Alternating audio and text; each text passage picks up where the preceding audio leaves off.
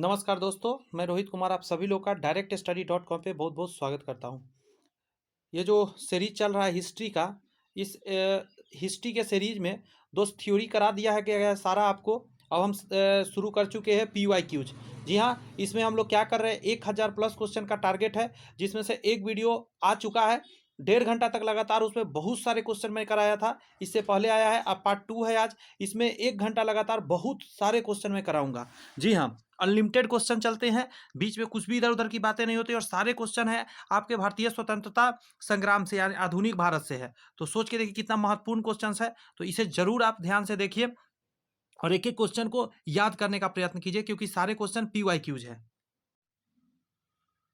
Session start करने से पहले मैं अपने बारे में बता दूं, मेरा नाम दोस्त रोहित कुमार हुआ, और जैसे आप आज एक गवर्नमेंट जॉब की तैयारी के लिए परेशान है, वैसे मैं भी परेशान था, लेकिन मैं गवर्नमेंट जॉब ले लिया।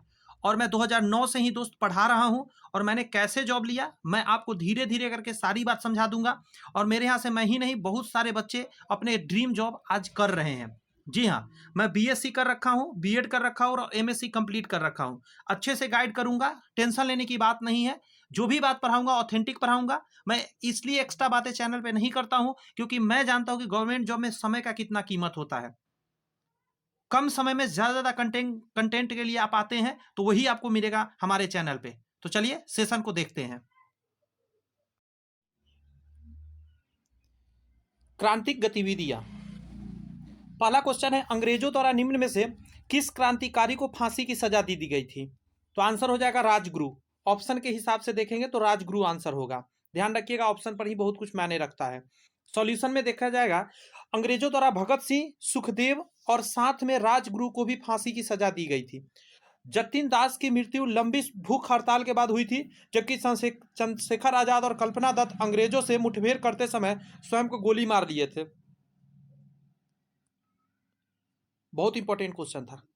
काकोरी डकैती घटना के नायक कौन थे? तो आंसर हो जाएगा राम प्रसाद बिस्मिल। यही थे जो काकोरी डकैत का जो मेन हीरो थे। कहा जाता है अगस्त 1925 के समय, याद रखिएगा, काकोरी कांड, जिसमें सरकारी खजाने को लूटा गया था, ये जो घटना हुआ था, इसका नायक राम प्रसाद बिस्मिल थे। और भी थे कौन? रोशन सिंह थे, राजेंद्र लाहरी थे, आसफ उल्ला खां थे, ये सभी थे इसके साथ। इन सभी को इस कांड में आरोप में फांसी की सजा दे दी गई थी, सभी को पकड़ के, इतने सारे लोगों को।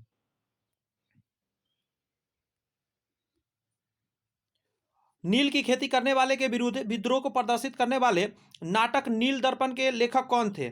नील दर्पण के लेखक कौन थे वो आपसे पूछ रहा है। ऑप्शन है यहाँ पे दीनबंधु मित्र, बंकिम चंद्र चटर्जी, रविन्द्रनाथ टैगोर, या आंसर हो जाएगा नवीन चंद्र सेन। तो आपका आंसर हो जाएगा नील की खेती करने वाले के विरुद्ध जो प्रदर्शन करने के लिए नाटककार थे, उनका नाम नील दर्पण लिखे थे, उनका नाम क्या था? दीनबंधु मित्र थे। कौन थे? दीनबंधु मित्र।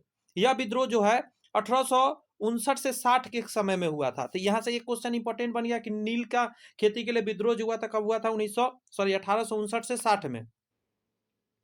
नेक्स्ट क्वेश्चन आपके सामने है कि ब्रिटिश इंडिगो बगान, इंडिगो मतलब नील की खेती, बगान मालिकों के अत्याचारों का वर्णन करने वाले प्रसिद्ध नाटक जिसका नाम है नील दर्पण, किसने लिखा है?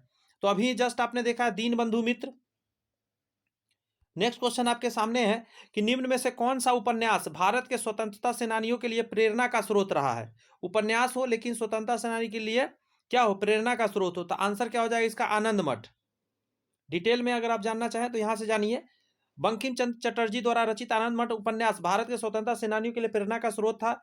इसे बंगाली देशभक्ति की बाइबल भी कहते हैं, देशभक्ति की बाइबल भी कहते हैं इसको बंगाल में। नेक्स्ट जो है आपके सामने, स्वतंत्रता की पूर्व संध्या पर निम्नलिखित में से किस आंदोलन ने सबसे बड़ा कृषक छापामार युद्ध देखा था? तो आंसर क्या हो जाएगा? तेलंगाना आंदोलन। क्या है ये? नया क्वेश्चन है।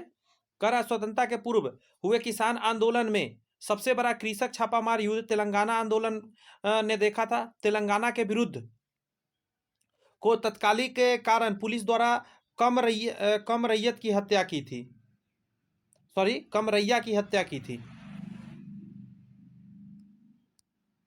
1930 में चटगांव के सरकारी शस्त्रागार पर हुए सशस्त्र आक्रमण का नेता कौन था? तो आंसर हो जाएगा सूर्यसेन। चटगांव का ध्यान रखिएगा, सरकारी शस्त्रागार पर जो आक्रमण किया गया था सूर्यसेन के नेतृत्व में किया गया था। 1930 के चटगांव के सरकारी शस्त्रागार पर हुए सशस्त्र आक्रमण का नेता जो थे सूर्यसेन थे। अरविंद को किस मामले में गिरफ्तार किया गया था? तो अरविंद को आप कहेंगे अलीपुर बम हमला में गिरफ्तार किया गया था। अलीपुर बम मामला जो था उसमें अरविंद को गिरफ्तार कर लिया गया था। अरविंद घोष को 1908 में अनुशीलन समिति के सदस्य के साथ अलीपुर बम मामले में गिरफ्तार किया गया था। फिर से सुनिए, अरविंद घोष को 1908 में अनुशीलन समिति के सदस्यों के साथ अलीपुर बम मामले में गिरफ्तार कर लिया गया था। नेक्स्ट है, निम्न ब्रिटिश व्यक्तियों में से किसने स्वीकार किया था कि 1857 के विद्रोह को राष्ट्रीय विद्रोह था? तो यह था डिजरायली। डिजरायली इसलिए करता है क्योंकि वहां के अपोजिट नेता था ना, और किसी भी देश का अपोजिट नेता जो होता है तो वहां का जो मेन जो पार्टी होता है वो अगर विफल हो किसी चीज में तो उसके अपोजिट में तो बात करेगा ही। 1857 के भारतीय राष्ट्रीय संग्राम को व्यापकता को देखते हुए डिजरायली ने इसे राष्ट्रीय विद्रोह का रूप दिया था, नाम दिया था। 1908 में अंग्रेजों द्वारा कैद कर लिए जाने पर बाल गंगाधर तिलक को भेजा गया था किस जगह पे? तो आंसर हो जाएगा मांडेला या मांडेल बोलते हैं। केसरी में प्रकाशित लेखों के लिए जून 1908 में गिरफ्तार कर राजद्रोह का मुकदमा चलाया गया। इसके अंतर्गत तिलक को 6 वर्ष की सजा दी गई।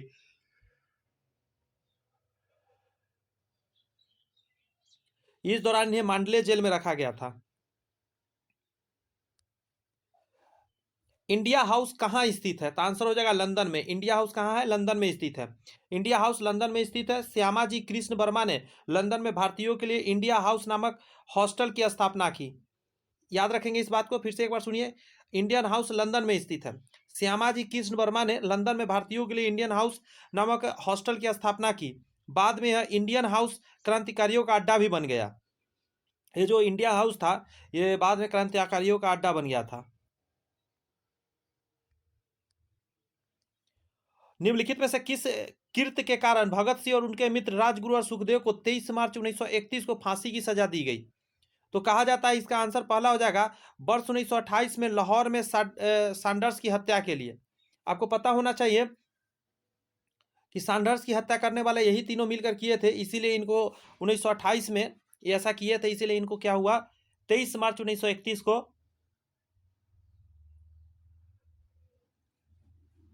फांसी की सजा दी गई थी। भगत सिंह, राजगुरु और सुखदेव को मार्च 1931 को वर्ष 1928 में लाहौर षड्यंत्र मामले में षड्यंत्र की हत्या के लिए फांसी की सजा दी गई थी। लाहौर षड्यंत्र मामला किसके विरुद्ध रजिस्टर किया गया था? तो ऑप्शन के हिसाब से भगत सिंह हो जाएगा। नौजवान भारत सभा किसने स्थापित किया था? वेरी वेरी इंपॉर्टेंट आंसर होगा सरदार भगत सिंह। नौजवान भारत सभा सरदार भगत सिंह का था। कहा जा रहा है कि नौजवान भारत सभा की स्थापना सरदार भगत सिंह ने मार्च 1926 में किया था। मार्च 1926 में, ध्यान रखिएगा। गदर पार्टी के एक प्रमुख नेता कौन थे?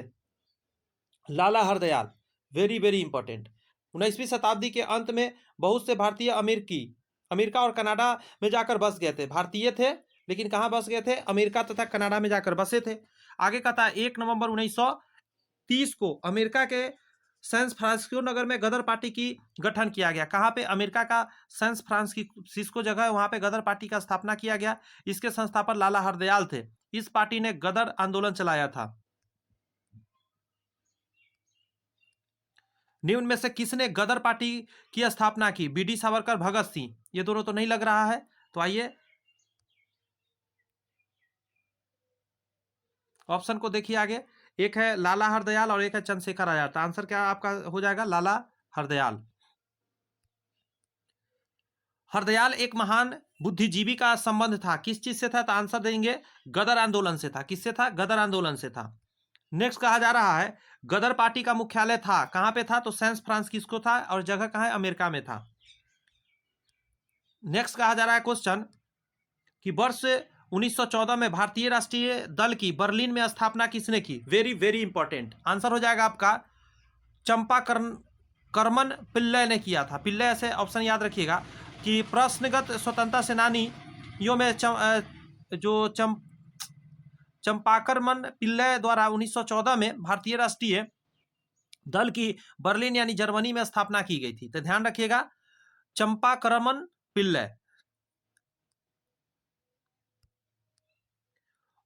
निम्नलिखित में से किसने गाड़ी पर बम फेंका था, यह मानकर कि उसमें मुजफ्फरपुर के न्यायाधीश किंग्स फोर्ड बैठे थे? बट एक गड़बड़ हो जाता है। आंसर हो जाए खुदीराम बोस और प्रफुल्ल चाकी। खुदीराम बोस और प्रफुल्ल चाकी ने बम तो फेंका मुजफ्फरपुर में, बट उसमें कौन नहीं थे? ये नहीं था, किंग्स फोर्ड बैठे हुए नहीं थे।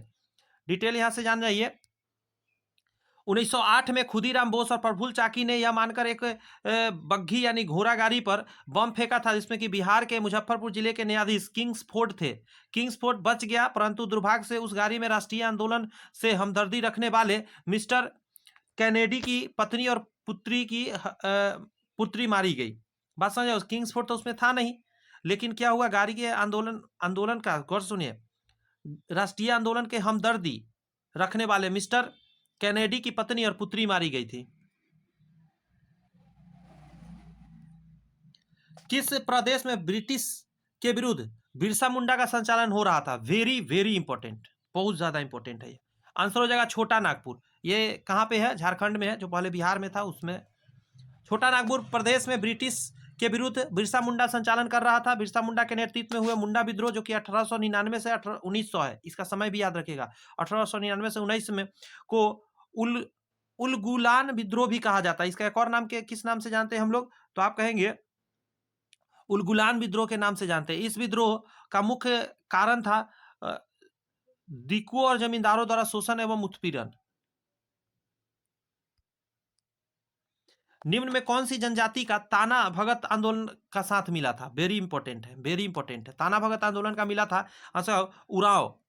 कहा जाता है कि उरांव जनजाति जो कि है ताना भगत आंदोलन के साथ जुड़ी हुई थी। यह आंदोलन 1914 में शुरू हुआ था। ध्यान रखिएगा, ताना भगत आंदोलन 1914 में, लेकिन 1899 से 1900 में हुआ था आपका बिरसा मुंडा का विद्रोह। ठीक है,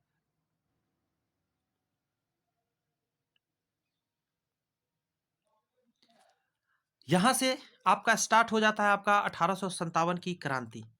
जितने भी इससे पहले आपने पढ़ा था, पिछले वीडियो आया था, पिछला वीडियो अभी तक आपने नहीं देखा है तो जाकर आप देखिए, डिस्क्रिप्शन में प्लेलिस्ट बना हुआ है, वहां से देख लीजिए, या चैनल पे जाकर प्लेलिस्ट ढेर सारा है, उसमें जाकर आप देख सकते हैं। मैं बता दूं आपको, 1857 की जो क्रांति की बात कर रहे हैं हम, वेरी वेरी वेरी इंपॉर्टेंट हो जाता है यहाँ से। पहला प्रश्न आपका है, सारे थ्योरी पढ़ा चुके हैं पूरा हिस्ट्री का, इसलिए बेहतरीन तरीका से आंसर देने का कोशिश करिए। नहीं हो पा रहा है तो याद करने का कोशिश करिए अभी के अभी। सन 1857 के निम्नलिखित नेताओं में से किसने सबसे पहले अपना बलिदान दिया था? सबसे पहला बलिदान देने वाले कौन थे? तो आंसर हो जाएगा मंगल पांडे, क्योंकि आपको पता होगा यही छेड़े थे विद्रोह, तो यही पहले मरेंगे ना। क्या है? 19 मार्च 1857 को 14वीं रेजिमेंट बैरकपुर के मंगल पांडे, जो बंगाल में था, ध्यान रखिएगा, रेजिमेंट बैरकपुर के मंगल पांडे ने 34वीं, ये भी ध्यान रखना है, ये भी पूछा हुआ है, अपने साथियों के साथ विद्रोह के लिए आह्वान कर दिया। मंगल पांडे ने एकजुट एडजुटेंट लेफ्टिनेंट बाग, गौर से सुनिए, ये इस पर ध्यान रखिएगा, लेफ्टिनेंट कौन थे? बाग, लेफ्टिनेंट बाग की हत्या कर दी और मेजर सार्जेंट ह्यूसन को गोली मार दी। मेजर सार्जेंट थे उसको भी, लेफ्टिनेंट को भी, और साथ में सार्जेंट थे मेजर, उनको भी गोली मार दी। मंगल पांडे को 18 अप्रैल 1857 को फांसी पर लटका दिया गया। यह समय बहुत इंपॉर्टेंट है मंगल पांडे का, ये याद रखना है आपको। मंगल पांडे को 8 अप्रैल 1857 को फांसी पर लटका दिया गया। चलो भाई, आगे क्या हुआ? कहा जाता है लटका दिया गया, 24वीं रेजिमेंट को भंग भी कर दिया गया। रेजिमेंट होता था जिसके अंदर बहुत सारे सिपाही रहा करते थे, और वो एक ग्रुप था, उसे भंग कर दिया गया। और एक और चीज याद रखिए, इसमें कौन कौन भाग लिया था? तो झांसी की रानी, जो कि जून 1858 को, कुंवर सिंह, जो कि अप्रैल 1858 को ये मरे थे। तात्या टोपे की बात करें, अप्रैल 1859 को मारे गए थे, ध्यान रखिएगा, कुंवर सिंह अप्रैल में मरे थे। आगे कहा जा रहा है कि मंगल पांडे ने 1857 के विद्रोह की जो पहली गोली चलाई थी, कहाँ चलाई थी? बैरकपुर में, मेरठ में। अभी आंसर आपको समझ में आ रहा होगा। जी हाँ, बैरकपुर आंसर हो जाएगा, क्योंकि ये सब तो आंसर था नहीं, बैरकपुर आंसर हो जाएगा उस क्वेश्चन का। ब्रिटिश सरकार ने भारत पर सीधे शासन करना कब आरंभ किया? सीधे शासन करना आरंभ किया 1857 के बाद। तो आंसर क्या हो जाएगा? पानीपत के युद्ध के बाद, सिपाहियों के गदर के बाद, आंसर हो जाएगा सिपाहियों के गदर के बाद। यहाँ कहा जा रहा है कि ब्रिटिश सरकार ने 1857 के विद्रोह, सिपाहियों के गदर के बाद भारत में सीधे शासन करना प्रारंभ कर दिया, यानी क्राउन के हाथ में चला गया शासन। 1857 का विद्रोह किसने शुरू किया था? तो सिपाहियों ने किया था। 1857 के विद्रोह का प्रशासनिक परिणाम शक्ति का अंतरण था। आंसर हो जाएगा क्या? ईस्ट इंडिया कंपनी से ब्रिटिश सरकार को शक्ति क्या हुआ? यही ना हुआ उसका परिणाम, कि जो ईस्ट इंडिया कंपनी था उसका शक्ति ब्रिटिश सम्राट के हाथ में चला गया, संसद के हाथ में वहां चला गया।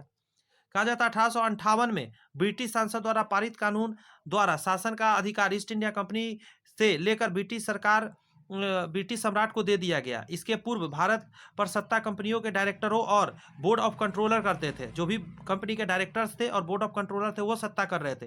अब शासन का भार एक ब्रिटिश सरकार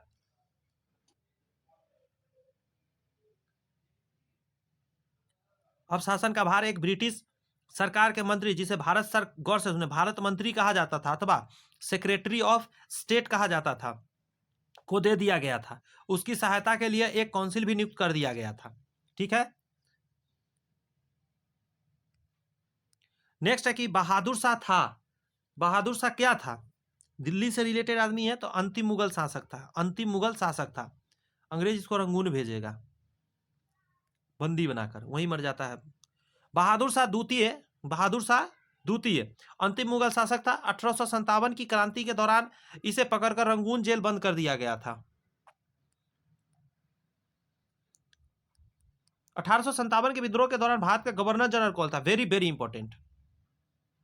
तो आंसर क्या हो जाएगा आपका? लॉर्ड कैनिंग था। लॉर्ड कैनिंग कैसे याद रखिए आप जानिए, बट आपको याद रखिए 1857 के दौरान जो भारत का गवर्नर जनरल था उसका नाम था लॉर्ड कैनिंग। कैसे याद रखिएगा?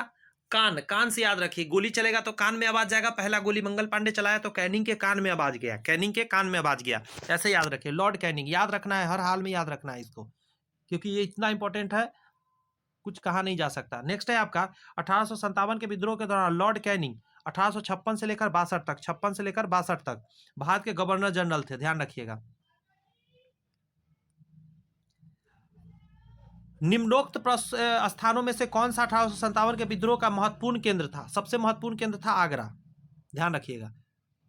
कहा जाता है कानपुर, झांसी और लखनऊ 1857 के विद्रोह का प्रमुख स्थलों में से था, जबकि आगरा, एक सेकेंड, हाँ वही तो मैं सोचूं, महत्वपूर्ण केंद्र नहीं था तो आगरा हो जाएगा, क्योंकि झांसी हो गया, कानपुर हो गया, लखनऊ हो गया, ये बहुत इंपॉर्टेंट केंद्र था। आगरा नहीं था लेकिन बहुत स्ट्रांग वाला नहीं था। 1857 का विद्रोह निम्न स्थानों पर हुआ था, उसकी सही क्रम बताइए। सबसे पहले कहा, उसके बाद कहा, उसके बाद कहा। तो एक चीज आपको समझ में आ गया होगा कि एक नंबर पे तो बैरकपुर होगा, तो आने की ये आंसर नहीं हो सकता, ये आंसर नहीं हो सकता, ये आंसर हो ही नहीं सकता। तो आंसर आपको पता चल गया। सिर्फ एक अगर आप जान रहे स्टार्टिंग तो सब आपको पता चल गया, क्योंकि एक नंबर पे ये हुआ था। बैरकपुर के बाद हुआ था मेरठ में। बैरकपुर के बाद कहाँ हुआ था? मेरठ में। उसके बाद हुआ था आपका दिल्ली में, और तब जाके हुआ था झांसी में। ये सीक्वेंस था इसका। बैरकपुर के बाद मेरठ, मेरठ के बाद दिल्ली, दिल्ली के बाद झांसी। यहां पे समझिए 1857 का विद्रोह सर्वप्रथम 29 मार्च 1857 को बैरकपुर में हुआ, मंगल पांडे द्वारा हुआ था। ठीक है, 29 मार्च को। 10 मई 1857 को मेरठ के विद्रोह हुआ था। मेरठ हो गया 2 नंबर पर 10 मई को। और 12 मई को 1857 को मेरठ के विद्रोहियों ने दिल्ली पर अधिकार किया था। तो कहाँ पे? दिल्ली पर गया था मेरठ के बाद। अब फिर कहता है जून में, मई के बाद जून 1857 में झांसी में सैनिकों ने विद्रोह लक्ष्मीबाई के शासिका घोषित किया। ठीक है, लक्ष्मीबाई को शासक वहां बना दिया था और विद्रोह वहां भी हो गया। आगे कहा जा रहा है कानपुर के गदर का नेतृत्व किसने किया था? कानपुर में जो क्रांति था उसका नेतृत्व करने वाले कौन थे? तो आंसर हो जाएंगे नाना साहब। कानपुर से नाना साहब, कानपुर नाना साहब। 5 जून 1857 के विद्रोहियों ने कानपुर को अंग्रेजों से छीन लिया और यहाँ नाना साहब को गदर का नेतृत्व मतलब यहाँ से किया था। निम्नलिखित में से किसने 1857 के विद्रोह के कारणों का विश्लेषण करते हुए अंग्रेजों और मुसलमानों के बीच मेल मिलाप की वकालत किया था? फिर से सुनिए, 1857 के विद्रोह के कारणों का विश्लेषण करते हुए अंग्रेजों और मुसलमानों के बीच मेल मिलाप की वकालत किया था। तो आंसर हो जाएगा सर सैयद अहमद खां। वेरी इंपॉर्टेंट है।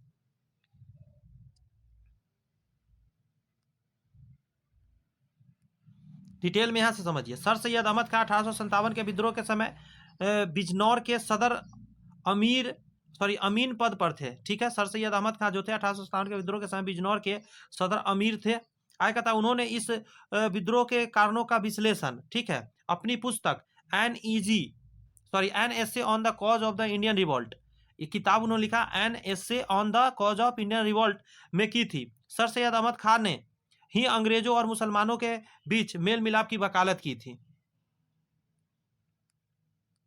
लाल किले में मुगल अस्तित्व किसने पतन के साथ समाप्त हुआ? तो आसानी से आप बता सकते हैं, बहादुर शाह जफर हो जाएगा, या बहादुर शाह द्वितीय कह सकते हैं, बहादुर शाह जफर हो जाएगा, इसी के साथ हुआ था। निम्नलिखित में से किसने लखनऊ में से 1857 के विद्रोह का नेतृत्व किया? लखनऊ से पूछ रहा है। लखनऊ के लोग नवाब होते हैं। नवाब कौन है? हजरत महल, महल लगा हुआ है ना इनके नाम में, हजरत महल नवाब लोग होते हैं। लखनऊ नवाबी शहर। कहा जाता है लखनऊ में 1857 के विद्रोह का नेतृत्व बेगम हजरत महल ने किया था। बेगम हजरत महल ने 1857 के विद्रोह का नेतृत्व किस शहर से किया था? तो लखनऊ से आंसर अब देंगे। यहां है नवंबर 1858 में रानी की घोषणा जारी करने के लिए शाही दरबार कहां आयोजित किया गया था? फिर से सुनिए, 1 नवंबर 1858 में रानी की घोषणा तो बनारस में हुआ था, सॉरी इलाहाबाद में हुआ था, बनारस नहीं इलाहाबाद में। कहा जाता है 1 नवंबर 1858 को रानी की घोषणा जारी करने के लिए शाही दरबार इलाहाबाद में लॉर्ड कैनिंग यही था उस समय द्वारा आयोजित किया गया था। इस घोषणा के द्वारा भारत का शासन सीधे ब्रिटिश ताज के अंतर्गत होगा, यह बताया गया था। सेना भारतीय अधिनियम कब लागू हुआ? सेना भारतीय अधिनियम कब लागू हुआ? तो आंसर हो जाएगा आपका 1856 को लागू हुआ था। 1856 में कैनिंग सरकार ने सेना भर्ती अधिनियम पारित किया था। इस अधिनियम के अनुसार सेना के सभी सैनिकों को स्वीकार करना होता था कि जहां कहीं भी सरकार उस आवश्यकता होगी वहां वो कार्य करेंगे, अतः वे समुद्र पार जाने से मना नहीं कर सकते। और ये तो भाई साहब बहुत प्रॉब्लम का घर था उस समय के लिए, समुद्र कोई पार नहीं करना चाहता था, उसको देवता रूप में समझता था। नाना साहब का दूसरा नाम क्या था? नाना साहब का दूसरा नाम आपसे पूछ रहा था, आंसर दीजिएगा आप, धोंधू पंत। नाना साहब का दूसरा नाम था धोंधू पंत। कह रहा है पेशवा बाजीराव द्वितीय के दत्तक पुत्र, पेशवा बाजीराव द्वितीय के दत्तक पुत्र यानी गोद लिया हुआ पुत्र नाना साहब का दूसरा नाम तो धोंधू पंत था। इन्होंने कानपुर से 5 जून 1857 का विद्रोह का नेतृत्व किया था। 5 जून 1857 का कानपुर से किया था, कानपुर से, जिसमें उनकी सहायता तात्या टोपे कर रहे थे। तात्या टोपे इनको सहायता किया था।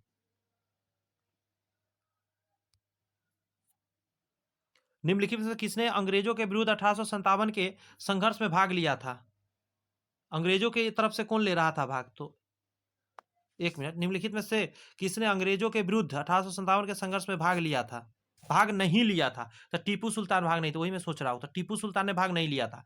नाना साहब लिए थे, तात्या टोपे लिए थे, रानी लक्ष्मीबाई लिए थे। यहाँ कह रहा है अंग्रेजों के विरुद्ध 1857 के विद्रोह में टीपू सुल्तान ने भाग नहीं लिया था। वह मैसूर के शासक था तथा चतुर्थ आंग्ल मैसूर युद्ध 1799 में अंग्रेजों के विरुद्ध लड़ते हुए वीरगति प्राप्त हो गया था। बात समझ में आया? टीपू सुल्तान तो इसके बाद आएगा, सॉरी तात्या टोपे बाद में आएगा। कह रहा है अंग्रेजों के विरुद्ध 1857 के विरुद्ध संघर्ष में टीपू सुल्तान ने भाग नहीं लिया था। क्यों नहीं लिया था? क्योंकि यह मैसूर का शासक था और यह चतुर्थ आंग्ल मैसूर युद्ध हुआ था 1799 में ही, और उसी समय क्या हुआ था, ये मर गया था। निम्नलिखित में से किस घटना ने इंग्लैंड के सम्राट को भारतीय प्रशासन को अपने अधीन कर लेने के लिए प्रेरित किया था? फिर से निम्नलिखित किस घटना ने इंग्लैंड के सम्राट को भारतीय प्रशासन को अपने अधीन कर लेने की प्रयत्न किया था? तो आंसर हो जाएगा सिपाहियों का विद्रोह, यानी 1857 के विद्रोह के बाद। यहाँ का रहा 1857 के सैनिक विद्रोह के उपरांत इंग्लैंड के सम्राट ने भारतीय शासन को अपने हाथ में ले लिया। अब यहाँ से गवर्नर जनरल से रिलेटेड सारी बातें करेंगे। मैं सारे गवर्नर जनरल इंपॉर्टेंट है उसको मैं पढ़ा चुका हूं, तो अब यहाँ से प्लीज गड़बड़ ना करिएगा, इसको अच्छे से आंसर देने का कोशिश करिएगा।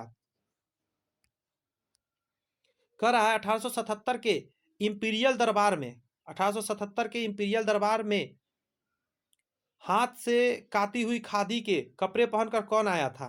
हाथ से बना हुआ खादी कपड़ा पहनकर आने वाला था जिसको नाम था जीवी जोशी। पूना सार्वजनिक सभा के गणेश वासुदेव जोशी विक्टोरिया हॉल कलकत्ता में संपन्न 1877 के इंपीरियल दरबार के दरबार में हाथ से काती हुई खादी के कपड़े पहनकर आए थे। बंगाल के राजस्व का इस्तेमरारी बंदोबस्त, अस्थाई बंदोबस्त जिसको बोलते हैं, ठीक है, अस्थाई बंदोबस्त किसने लागू किया बंगाल में? तो आंसर हो जाएगा कॉर्नवालिस। कॉर्नवालिस कॉर्नवालिस बंगाल में अस्थाई बंदोबस्त लगाने वाला। कॉर्नवालिस ने वार्षिक लगान के स्थान पर, वार्षिक लगान साल में लेता था, 1790 में 10 वर्षीय लगान व्यवस्था लागू की और घोषणा की कि कोर्ट ऑफ डायरेक्टर्स से स्वीकृति प्राप्त हो जाने पर इसी व्यवस्था को स्थायित्व प्रदान किया जाएगा। डायरेक्टरों की स्वीकृति मिलने के बाद 22 मार्च 1793 को 10 वर्षीय प्रतिबंध अस्थायी कर दिया गया। भू राजस्व की यही व्यवस्था इस्तेकारी बंदोबस्त या अस्थायी बंदोबस्त के रूप में जाना जाने लगा। कॉर्नवालिस ने करवाया था, कॉर्नवालिस। निम्नलिखित में से किसके द्वारा बंगाल की अस्थायी मालगुजारी बंदोबस्त शुरू किया गया? तो देखिए नाम वही है, मालगुजारी, उसी को बोलते हैं टैक्स लेने वाला को। तो कॉर्नवालिस ने करवाया था, कॉर्नवालिस।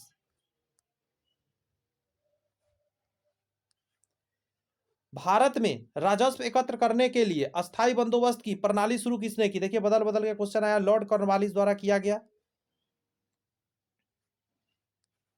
ब्रिटिश शासन के दौरान तत्कालिक मद्रास प्रेसिडेंसी में रैयतवारी प्रणाली शुरू करने वाला कौन था? तो आपको पता होना चाहिए।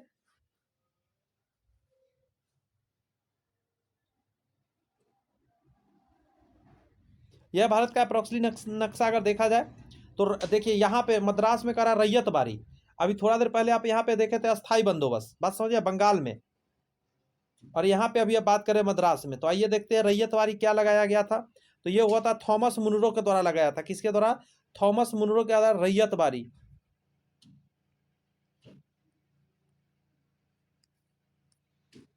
थॉमस मुनरो जो मद्रास में कि 1820 ईस्वी से 1827 तक गवर्नर रहे थे, उन्होंने कुल उपज का तीसरा भाग भूमि कर का आधार मानकर, बात समझ में आया, तीसरा भाग ऐसे समझिए, 3 भाग में से 1 भाग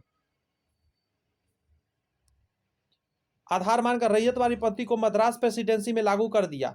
मुनरो की भूमि कर व्यवस्था लगभग 30 वर्ष तक चलती रही। ये जो लागू किया था 30 साल तक चलता रहा इसका कर उतरने का तरीका, और मद्रास में 1820 में किया था, 20 से 27 तक।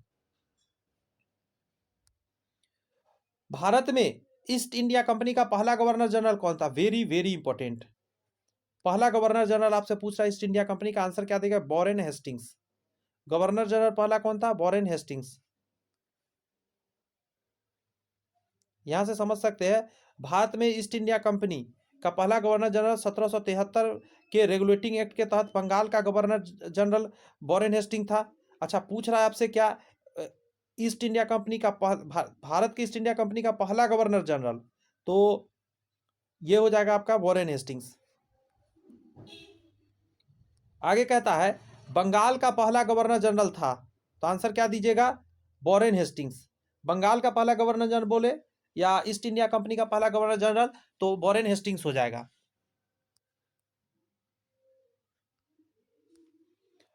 कब और किस महाराज्यपाल, यानी गवर्नर जनरल को ही बोला जाता था, ध्यान रखिए, कब और किस महाराज्यपाल ने भारत में अंग्रेजी को शिक्षा का माध्यम बनाने का निर्णय ले लिया?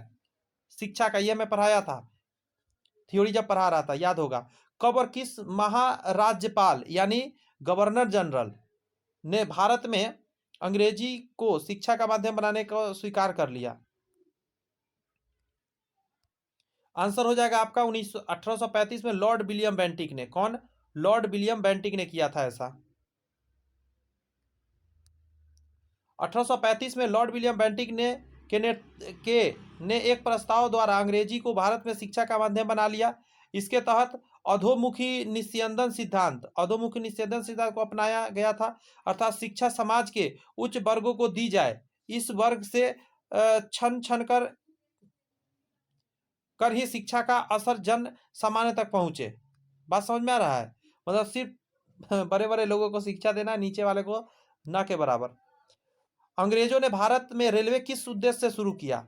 वेरी वेरी इंपॉर्टेंट आंसर हो जाएगा आपका ब्रिटिश वाणिज्य और प्रशासन नियंत्रण की सुविधा के लिए। कहीं भी अगर उसको जाना हो, युद्ध वगैरह हो जाए, सैनिक को भेजना हो, तो अगर रहेगा रेलवे तो यहाँ से वहाँ तुरंत वो भेज सकता है, भारतीयों को दबा सकता है। दूसरी बात, उसको वाणिज्य यानी व्यापार करने में उसको आसानी हो। सामान उसको कहाँ से भेजना था? पोर्ट से भेजना था। पोर्ट मतलब कि बंदरगाह से। बंदरगाह समुद्र किनारे होता था और बीच भारत से वहां तक जाने के लिए समय लगेगा ना जी, तो उसके लिए रेलवे रहेगा तो फटाफट रेलवे से वहां तक सामान पहुंच जाएगा, वरना सामान खराब हो जाएगा, समय भी बचेगा। अंग्रेजों ने भारत में रेलवे ब्रिटिश वाणिज्य और प्रशासन को नियंत्रण में रखने के लिए किया था, भारतीयों को बेनिफिट के लिए नहीं किया था, वो अपना बेनिफिट के लिए कर रहा था। 1853 में लॉर्ड डलहौजी ने शुरू किया था। 1853 में लॉर्ड डलहौजी ने पहले टेलीग्राफ लाइन शुरू की। किस किस के बीच में हुआ था टेलीग्राफ लाइन? तो आपका आंसर हो जाएगा कलकत्ता और आगरा के बीच में करवाया था। 1851 में 1851 में प्रायोगिक तौर पर कलकत्ता और डायमंड हार्बर के बीच टेलीग्राफ लाइन शुरू की गई थी। टेलीग्राफ लाइन शुरू की थी 1853 में। टेलीग्राफ लाइन कलकत्ता और आगरा के बीच शुरू हुई थी। निम्नलिखित में से कौन से ईस्वी में सन में कलकत्ता और आगरा के बीच में टेलीग्राफ लाइन शुरू हुई? तो आंसर क्या किया? 1853 में। राज अपहरण नीति यानी कि राज हड़प की नीति सबसे पहले किस भारतीय रियासत पर लागू की गई? सतारा हो गया, झांसी हो गया, या अवध हो गया, या जौनपुर हो गया? तो सबसे पहले सतारा पर, ऑप्शन नंबर ए। यहां देखिएगा, डलहौजी ने शुरू किया था हड़प नीति, राज्य को अपना में मिलाने का टेक्निक लगा दिया था। तो सतारा सबसे पहले, सतारा को 1848 में ही, जैतपुर को 1849 में, संबलपुर को 1849 में, बघाट को 1850 में, उदयपुर को 1852 में, झांसी को 1853 में, नागपुर को 1854 में अपने में मिलाया था।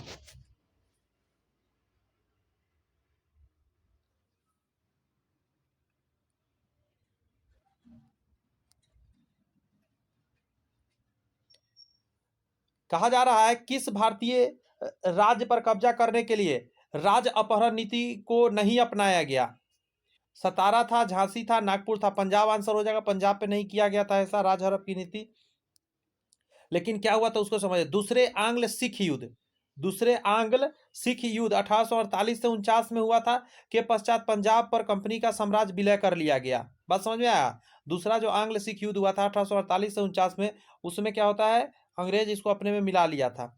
एक खुली प्रतियोगितात्मक परीक्षा के माध्यम से इंडियन सिविल सर्विस में भारतीयों के लिए प्रवेश को निम्नलिखित में से किसने संभव बनाया था? तो आंसर हो जाएगा डलहौजी संभव बनाया था कि भारतीय भी उसमें शामिल हो। कहा जा रहा है एक खुली प्रतियोगिता परीक्षा के माध्यम से इंडियन सिविल सर्विस में भारतीयों के लिए प्रवेश को डलहौजी द्वारा संभव बनाया गया था। भारतीय सिविल सेवा में चुने गए भारतीय का नाम क्या था? तो आंसर हो जाएगा आपका सत्येंद्र नाथ बोस थे। ये ऑप्शन में से सत्येंद्र नाथ बोस चुने गए थे। अब देखिए इस चीज को समझ लीजिए। यहाँ से कह रहा है भारतीय सिविल सेवा में चुने गए पहले भारतीय सत्येंद्र नाथ टैगोर थे, जिनका नाम था, सॉरी सत्येंद्र नाथ बोस नहीं, टैगोर थे, माफी चाहते हैं, टैगोर थे 1863 में ही। और दूसरे सत्येंद्र नाथ बनर्जी थे, याद रहेगा, सुरेंद्र नाथ बनर्जी थे। पहले क्या थे? भारतीय सत्येंद्र नाथ टैगोर थे जो कि 1863 में, और दूसरे सुरेंद्र नाथ बनर्जी थे जिनका चयन 1859 में, सॉरी 69 में हुआ था। 1869 में 1869 में हुआ था, ध्यान रखिएगा।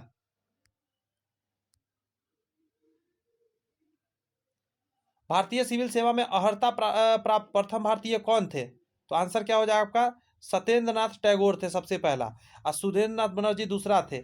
इनका क्या था? 1860 कितना था? 66 था। इसका हो जाएगा 1869 हो जाएगा। एक मिनट देख लेते जरा, ये याद रखना जरूरी है। सॉरी 1863 था, ध्यान रखिएगा इस बात का। किस गवर्नर ने भारत में पहली बार सिविल सेवा शुरू की थी? तो आंसर दे देंगे आप क्या? Lord Cornwallis. भारत में पहली बार सिविल सेवा शुरू की थी तो कॉर्नवालिस ने। आगे कहा जा रहा है कॉर्नवालिस भारत में सिविल सेवा का जन्मदाता माना जाता है कॉर्नवालिस को। इस सेवा में 1853 में खुली प्रतियोगिता परीक्षा होने लगी। यह परीक्षा प्रारंभ इंग्लैंड में होती थी, लेकिन 1823 में यह भारत में भी होने लगी। 1823 में आकर, सॉरी 1923 में आकर। इंग्लैंड के हाउस ऑफ कॉमन द्वारा भारत के किस गवर्नर जनरल को महाभियोग चलाया गया था? बात समझ में आया? इंग्लैंड के हाउस ऑफ कॉमन से, तो आंसर हो जाएगा वॉरेन हेस्टिंग के ऊपर में चलाया गया था। रीजन भी जानिए यहाँ पे, इंग्लैंड के हाउस ऑफ कॉमन द्वारा वॉरेन हेस्टिंग्स पर महाभियोग चलाया गया था। कहा जाता है बर्क ने हेस्टिंग्स को चूहा और नेवला, एक झूठा बैलों का ठेकेदार और अन्याय का मुखिया, यानी कैप्टन जनरल ऑफ इनइक्विटी इत्यादि संज्ञाओं से संबोधित भी किया गया था।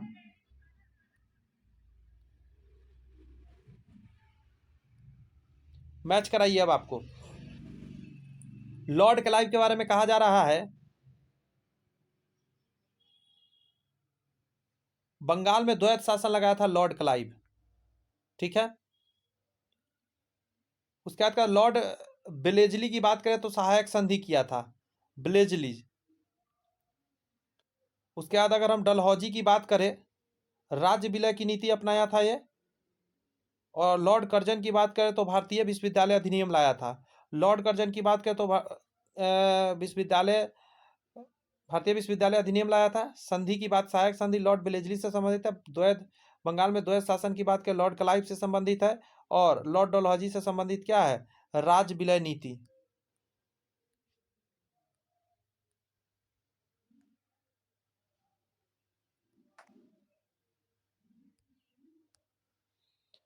भारत का प्रथम वायसराय कौन था? तो आंसर हो जाएगा लॉर्ड कैनिंग। भारत का प्रथम वायसराय तो लॉर्ड कैनिंग हो जाएगा।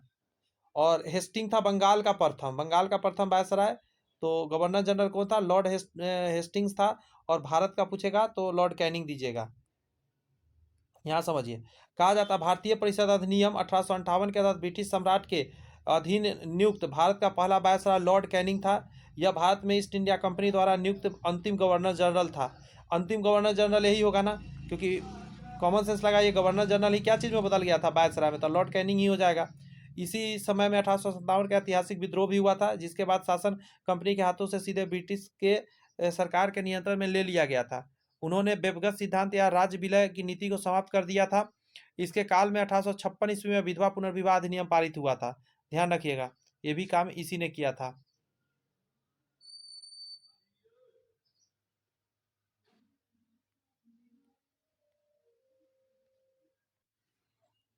क्वेश्चन है, इनमें से कौन भारत का पहला वायसराय था? तो आप आंसर क्या देंगे? Lord Canning. ध्यान रखिएगा, पहला वायसराय थे। ईस्ट इंडिया कंपनी का अंतिम गवर्नर जनरल और क्राउन के अधीन पहला वायसराय, वेरी इंपॉर्टेंट। क्राउन के अंदर सबसे लास्ट वाला वायसराय, सॉरी पहला वायसराय, और अंतिम गवर्नर जनरल कौन हो जाएंगे? तो आप आंसर देंगे कि लॉर्ड कैनिंग ही हो जाएंगे। यहां कहा जा रहा है उपरोक्त में से किसने राज अपरोहण नीति को क्रियान्वयन किया था? तो डलहौजी थे। देख सकते हैं यहाँ दिया गया है, लॉर्ड डलहौजी राज अपहरण नीति के कार्यान्वयन किया था। इसका कार्यकाल था 1848 से लेकर 1856 के बीच तक था। किस गवर्नर जनरल का नाम हड़प नीति यानी डॉक्ट्रिन ऑफ लैप्स के नाम से जुड़ा हुआ था? तो लॉर्ड डलहौजी हो जाएगा इसका भी आंसर।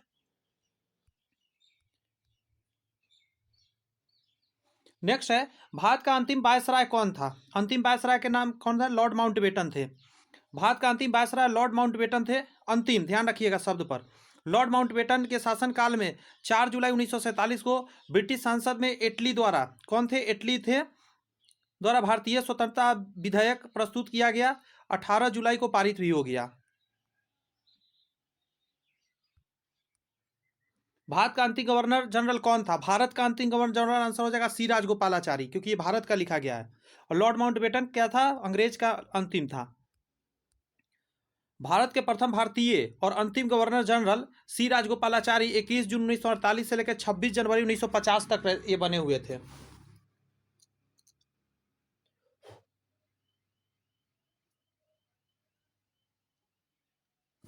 स्वतंत्र भारत के प्रथम महाराज्यपाल गवर्नर जनरल कौन थे? तो आपका आंसर हो जाएगा लॉर्ड माउंटबेटन। ठीक है, स्वतंत्र भारत के प्रथम महाराज्यपाल गवर्नर जनरल कौन थे? तो लॉर्ड माउंटबेटन, क्योंकि जिस समय भारत स्वतंत्र हुआ उस समय यही थे, तो स्वतंत्र भारत का प्रथम यही हो जाएंगे। लेकिन अंग्रेज है, इंडियन की बात करेगा तो श्री राजगोपालाचारी हो जाएगा। कह स्वतंत्र भारत के प्रथम गवर्नर जनरल लॉर्ड माउंटबेटन थे, जबकि स्वतंत्र भारत के दूसरे और प्रथम भारतीय प्रथम थे सी राजगोपालाचारी, और दूसरा नंबर वाले थे सी राजगोपालाचारी, जो 1950 तक रहे थे। भारत का पहला भारतीय गवर्नर जनरल कौन था? भारतीय गवर्नर जनरल तो सी राजगोपालाचारी हो जाएगा, और इसके अलावा कोई थे ही नहीं, बने भी नहीं इसके बाद, पोस्ट ही खत्म हो गया। स्वतंत्र भारत का पहला गवर्नर जनरल कौन था? स्वतंत्र भारत का पहला गवर्नर जनरल लॉर्ड माउंटबेटन था, क्योंकि इसमें भारतीय लगा नहीं है। स्वतंत्र भारत के पहले गवर्नर जनरल लॉर्ड माउंटबेटन थे, जबकि अंतिम और प्रथम भारतीय गवर्नर जनरल जो थे राजगोपालाचारी थे। क्वेश्चन घुमा के भी पूछते रहता है। सन 1998 में लॉर्ड बेलेजली द्वारा, ठीक है, प्रस्तुत सहायक संधि को स्वीकार करने वाले सबसे पहला भारतीय शासक कौन थे? लॉर्ड बेलेजली की सहायक संधि, तो आंसर हो जाएगा आपका निजाम हैदराबाद। निजाम हैदराबाद के निजाम थे, जो 1798 में लॉर्ड बेलेजली के सहायक संधि को स्वीकार किया था। क्या है, इसको समझिए। 1798 में लॉर्ड बेलेजली की सहायक संधि को निजाम हैदराबाद ने स्वीकार किया था। भारत में सहायक संधि का प्रयोग बेलेजली से पूर्व फ्रांसीसी गवर्नर डुप्ले ने किया था। बेलेजली से पहले कौन? फ्रांसीसी गवर्नर डुप्ले ने भी किया हुआ है, ध्यान रखिएगा। किस गवर्नर जनरल के कार्यकाल के दौरान भारतीय राष्ट्रीय कांग्रेस बनी थी? भारतीय राष्ट्रीय कांग्रेस बना था और गवर्नर जनरल पूछ रहा है, तो कितना इंपॉर्टेंट है आप खुद सोचिए। आंसर हो जाएगा लॉर्ड डफरिन। लॉर्ड डफरिन के समय ऐसा हुआ था, माइंड में रहेगा ये बात, ये याद करिए, ये इंपॉर्टेंट है, गवर्नर जनरल पूछ सकता है आपसे। कौन हो जाएगा? भारतीय राष्ट्रीय कांग्रेस जिस समय बना था लॉर्ड डफरिन थे। इसका ट्रिक जानते हैं, बहुत आसान है याद रखने, कभी नहीं भूलिएगा। ट्रिक है, डफली जानते हैं? डफली ऐसे बजाने वाला होता है, तो डफली बजाकर मन में सोच लीजिए कि डफली बजाकर सबको बताया गया था कि भाई भारतीय राष्ट्रीय कांग्रेस बना है, डफली बजाकर, तो लॉर्ड डफरिन इसी से याद रहता है। बात समझ में आया? ट्रिक को समझे बात? जी हाँ, डफली बजाकर लोगों को बताया कि भारतीय राष्ट्रीय कांग्रेस बन गया, इसलिए लॉर्ड डफरिन आंसर हो जाएगा। नेक्स्ट आपका क्वेश्चन है कि भारतीय राष्ट्रीय कांग्रेस की स्थापना 1885 में लॉर्ड डफरिन के कार्यकाल के दौरान हुई थी। इसका प्रथम अधिवेशन मुंबई के, गौर से ये बेहतरीन मतलब पॉइंट है, मुंबई के गोकुलदास, कौन सा? गोकुलदास तेजपाल संस्कृत महाविद्यालय में सर व्योमेश चंद्र बनर्जी की अध्यक्षता में हुआ था। सबसे पहला अध्यक्ष सर व्योमेश चंद्र बनर्जी थे, और गोकुलदास तेजपाल संस्कृत विश्वविद्यालय में बना था। निम्नलिखित में से ब्रिटिश का वह गवर्नर जनरल कौन था जिसने भारत में डाक टिकट शुरू किया? Very very important. रेलवे किसने शुरू किया? तो लॉर्ड डलहौजी। तार का व्यवस्था किसने शुरू किया? लॉर्ड डलहौजी। डाक टिकट किसने शुरू किया? लॉर्ड डलहौजी। कह रहा है भारत में डाक टिकट जो कि 1852 में शुरू करने वाला गवर्नर जनरल लॉर्ड डलहौजी था। डलहौजी के काल में 1854 में पोस्ट ऑफिस एक्ट पारित हुआ। इस एक्ट के तहत तीनों प्रेसिडेंसी में एक एक महानिदेशक नियुक्त करने की व्यवस्था भी किया गया, ठीक है, कि अलग अलग महानिदेशक तीनों प्रेसिडेंसी में होगा। और 1854 में पोस्ट ऑफिस एक्ट पारित हुआ था, और डाक टिकट जो है 1852 में चालू हुआ था। निम्नलिखित में से किसको लॉर्ड कर्जन का सबसे उपयोगी और महत्वपूर्ण सुधार माना जाता है? लॉर्ड कर्जन ने कौन सा ऐसा सुधार किया था जो सबसे ज्यादा उपयोगी भी है और महत्वपूर्ण भी है? विशेषतः अविभाज्य पंजाब प्रांत में रहने वाले लोगों के संबंध में, तो आंसर क्या हो जाएगा? कृषि के बारे में। कौन सा हो जाएगा? कृषि के बारे में शुरुआत किया था। अब इसको डिटेल में पढ़िए, क्योंकि यहां से क्वेश्चन बनता है। लॉर्ड कर्जन द्वारा 1901 में सर कॉलिन स्कॉट मॉनक्रीफ की अध्यक्षता में सिंचाई आयोग की नियुक्ति किया गया। इसके द्वारा झेलम नहर का निर्माण कार्य पूर्ण कराया गया तथा, गौर से सुनिएगा, अपर चिनाब, अपर झेलम और लोअर बारी दुआब नहरों का कार्य हाथ में लिया गया। इसी के शासनकाल में पंजाब में भूमि अधिग्रहण अधिनियम 1900 भी पारित किया, जिससे कि कृषि को भूमि का गैर कृषक के पास हस्तांतरण होना समाप्त हो गया। जो कृषक नहीं है उसके पास नहीं जाएगा, जमीन रुक गया, समाप्त हो गया। आगे कहता है कर्जन के शासनकाल में शैक्षणिक क्षेत्र में भारतीय विश्वविद्यालय अधिनियम 1904 पारित हुआ था। यह भी बहुत इंपॉर्टेंट क्वेश्चन है कि कर्जन के ही समय में शैक्षिक क्षेत्र में भारतीय विश्वविद्यालय अधिनियम 1904 पारित हुआ था, और इन्होंने ही 1905 में जाके क्या करवाएगा? बंगाल विभाजन करवाएगा, और ये गवर्नर का काम रहा। पुलिस सुधारों के तहत 1902 में फ्रेजर कमीशन गठित हुआ, ठीक है, पुलिस सुधारों के तहत 1902 में फ्रेजर कमीशन गठित हुआ। नेक्स्ट है, किस वायसराय के शासनकाल में पहला उद्योगशाला अधिनियम पारित किया गया। उद्योगशाला अधिनियम पारित हुआ था लॉर्ड रिपन के समय में। लॉर्ड रिपन, इसका ट्रिक है, उद्योग धंधा स्टार्ट होता है तो रिबन काटा जाता है किसी भी फैक्ट्री का। तो उद्योगशाला लॉर्ड रिपन के समय में कहता है। लॉर्ड रिपन के शासनकाल 1880 से लेकर 84 तक रहा। शासनकाल भी याद रखिए, 80 से लेकर 84 तक लॉर्ड रिपन का शासनकाल रहा। 1881 में प्रथम उद्योगशाला अधिनियम पारित हुआ। प्रथम उद्योगशाला अधिनियम पारित हुआ। आगे कहा जा रहा है आपका, बंगाल के बंटवारे से किस ब्रिटिश वायसराय का संबंध है? बंगाल के बंटवारे से किस ब्रिटिश वायसराय का संबंध है? तो आंसर हो जाएगा आपका Lord Curzon. Lord Curzon, Bengal के बंटवारे से लॉर्ड कर्जन का संबंध है। बंगाल विभाजन की घोषणा 19 जुलाई 1905 में हुआ था। बंगाल विभाजन का जो घोषणा हुआ था 19 जुलाई 1905 को हुआ था। आगे कहता है 16 अक्टूबर 1905 को, जुलाई में हुआ घोषणा। जुलाई के बाद अगस्त, सितंबर, अक्टूबर, 16 अक्टूबर 1905 को प्रभावी हो गया। इस घोषणा के विरोध में स्वदेशी आंदोलन चलाया गया। 16 अक्टूबर को शोक दिवस के रूप में मनाया गया, क्योंकि 16 अक्टूबर को पारित हुआ था। तो शोक दिवस इसी दिन मनाया गया। आगे कहा जा रहा है आपको कि सन 1905 में बंगाल विभाजन के समय वायसराय कौन था? तो खुद सोच लीजिएगा, लॉर्ड कर्जन था। इस पे इतना ना कर्ज हो गया था कि इसने बंगाल का विभाजन कर दिया, यानी बंगाल को दो भागों में काट कर बेच दिया। ऐसे याद रख सकते हैं। लॉर्ड कर्जन के वायसराय होने के दौरान निम्नलिखित में से कौन सी घटना घटी थी? तो बंगाल का विभाजन हुआ था। एक सेकंड, अच्छा कौन सा घटना नहीं घटा था? वही तो मैं सोच में पड़ गया। नहीं घटा था कौन सा घटना? तो ये तो हुआ था, पुरातत्व विभाग की स्थापना भी हुआ था, द्वितीय दिल्ली दरबार भी इसी समय हुआ था, और ये नहीं हुआ था, भारतीय राष्ट्रीय कांग्रेस का गठन इस समय नहीं हुआ था। इस समय, अच्छा आप बताइए कमेंट्स में मुझे कि भारतीय राष्ट्रीय कांग्रेस के समय कौन थे? थोड़ा देर पहले ही आपको बताया गया था। जी हाँ, अभी ट्रिक बताया था, भारतीय राष्ट्रीय कांग्रेस का स्थापना हुआ था और डफली बजा के सबको बताया गया था कि भाई भारतीय राष्ट्रीय कांग्रेस बन गया। बात समझ में आई? तो लॉर्ड डफरिन। आइए सॉल्यूशन पर ध्यान देते हैं। देखिए यहाँ पे दिया हुआ है, भारतीय राष्ट्रीय कांग्रेस 1885 में बना, लॉर्ड डफरिन के समय में हुआ था। क्लियर है? बंगाल विभाजन 1905 में हुआ, पुरातन विभाग की स्थापना, प्राचीन स्मारक परीक्षण अधिनियम 1904 के तहत हुआ था, और द्वितीय दिल्ली दरबार 1903 में हुआ, लॉर्ड कर्जन के समय में हुआ था। ध्यान रखिएगा, दिल्ली दरबार का समय याद रखिएगा, 1903 दिल्ली दरबार का समय। आगे कहा जा रहा है, निम्नोक्त में से भारत में स्थानीय स्वशासन का अग्रगामी कौन था? तो लॉर्ड रिपन था स्थानीय स्वशासन का, लॉर्ड रिपन। ध्यान रखिएगा इस शब्द को। कहा जा रहा है कि लॉर्ड रिपन के कार्यकाल में प्रस्तुत स्थानीय स्वशासन प्रस्ताव 1882 से भारत में आधुनिक स्थानीय स्वशासन प्रारंभ माना जाता है। लॉर्ड रिपन को भारत में स्थानीय स्वशासन का पिता कहा जाता है। ठीक है, लॉर्ड रिपन ने प्रांतीय सरकारों को यह आज्ञा दी थी कि प्रांतीय और स्थानीय नागरिक वित्तीय साधनों का एक सर्वेक्षण करें, जिससे कि यह निश्चय किया जा सके कि किन किन मुद्दों पर आय व्यय स्थानीय प्रशासन के सुपुर्द किया जा सकता है। बात समझ में आया? तो एक बार इस चीज को पूरा रिवीजन करिए, क्योंकि बहुत इंपॉर्टेंट है। फिर से सुन लीजिएगा। कहा जा रहा है कि निम्नोक्त में से भारत में स्थानीय स्वशासन, कौन सा स्थानीय स्वशासन का अग्रणी किसे माना जाता है? तो लॉर्ड रिपन को माना जाता है। ठीक है, क्यों? लॉर्ड रिपन के कार्यकाल में प्रस्तुत स्थानीय स्वशासन प्रस्ताव 1882 में भारत में आधुनिक स्थानीय स्वशासन का प्रारंभ माना जाता है। लॉर्ड रिपन को भारत में स्थानीय स्वशासन का पिता भी कहा जाता है। ठीक है, लॉर्ड रिपन के प्रांतीय सरकारों को यह आज्ञा दी थी कि प्रांतीय एवं स्थानीय नागरिक वित्तीय साधनों का एक सर्वेक्षण करें, जिससे यह निश्चित किया जा सके कि किन मदों पर आय और व्यय कितना सुपुर्द करना है, देना है स्थानीय सरकार को। आगे कह रहा है, भारत में स्थानीय स्वशासन का जनक किसे कहा जाता है? तो आंसर हो जाएगा आपका लॉर्ड रिपन को।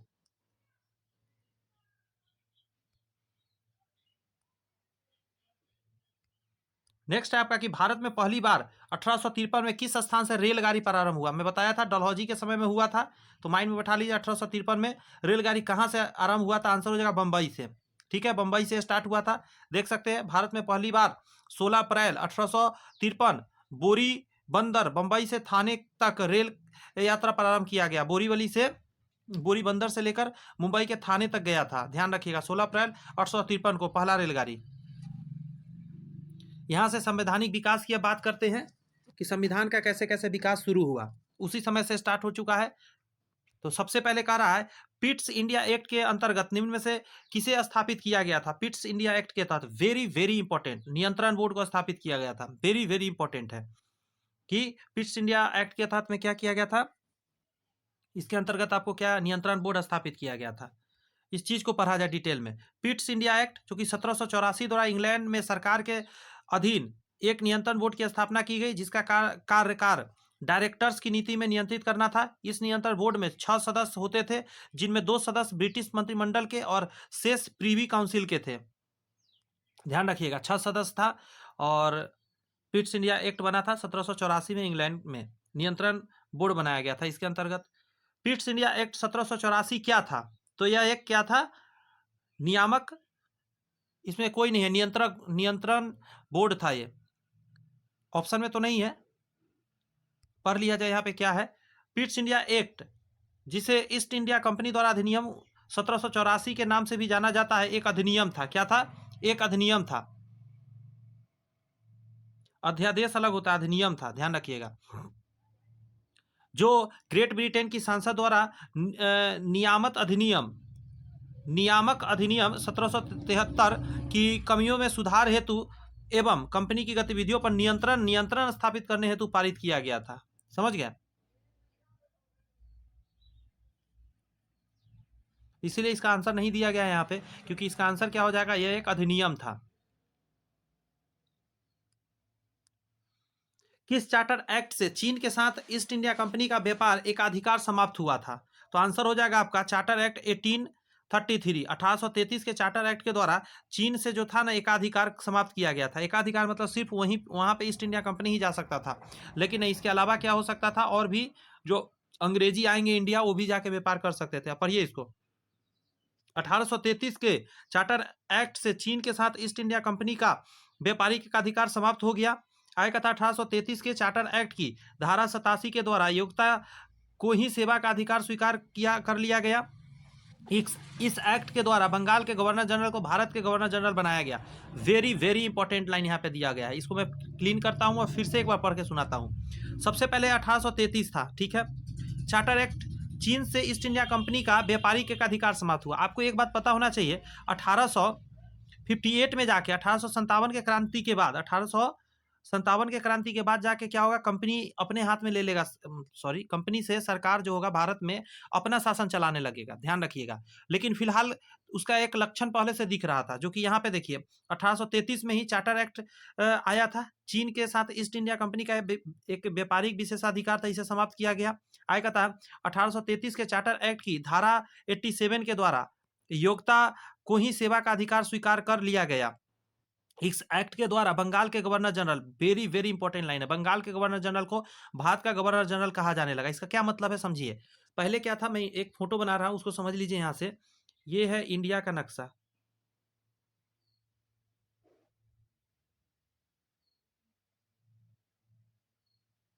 कुछ इस प्रकार का है। थोड़ा सा नीचे ये ऐसे करके ऐसे जाता, कोई बात नहीं है।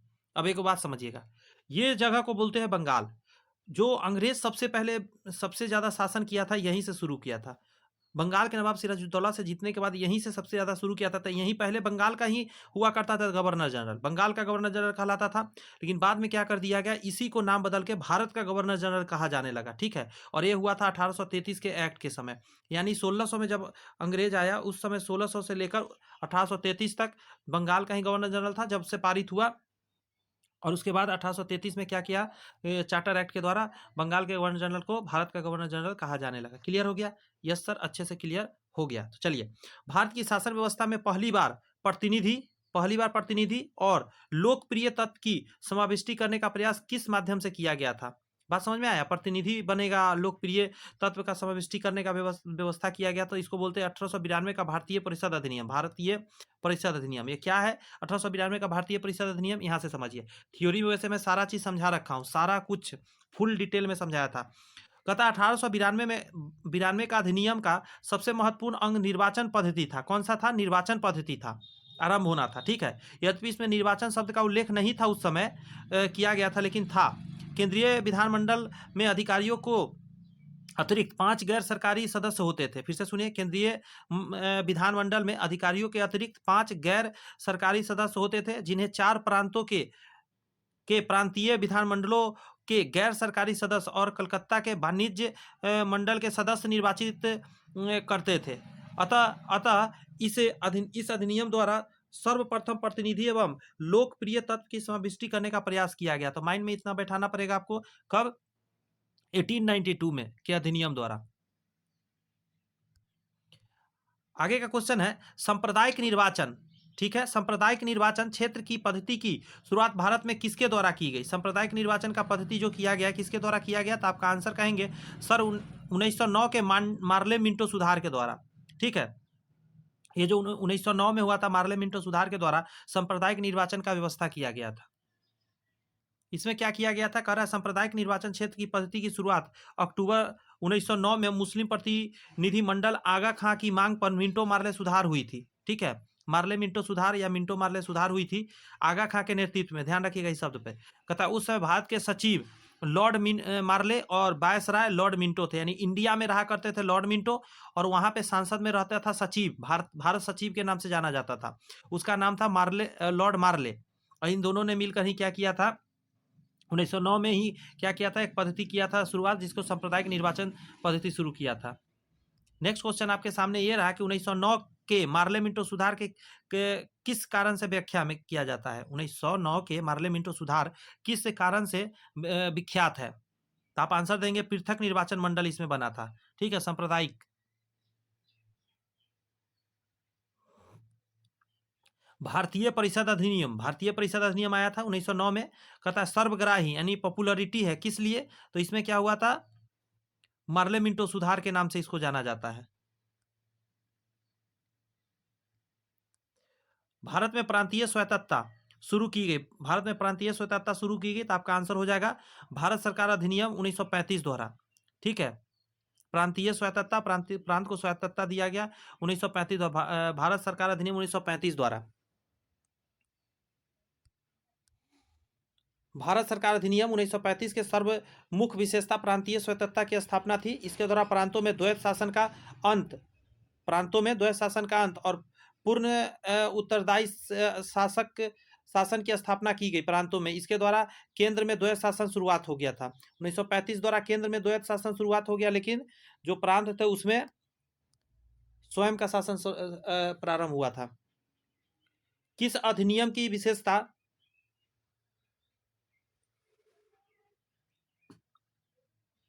किस अधिनियम की महत्वपूर्ण विशेषता प्रांतीय स्वायत्तता थी? तो 1935 का अधिनियम हो जाएगा। अगला क्वेश्चन है आपका परिसंघ बनाने का विचार सर्वप्रथम किसके प्रस्ताव किया था? परिसंघ बनाने का। तो आपका आंसर हो जाएगा, इसमें से कोई नहीं होगा क्योंकि इसका आंसर आपको नीचे मिलेगा। आइए देखते हैं। कह रहा है परिसंघ यानी फेडरेशन बनाने का विचार सर्वप्रथम भारतीय शासन अधिनियम 1935 में आया था। ऑप्शन में कहीं भी नहीं था इस चीज का जिक्र, इसीलिए वहां पे आंसर नहीं हो पाया था।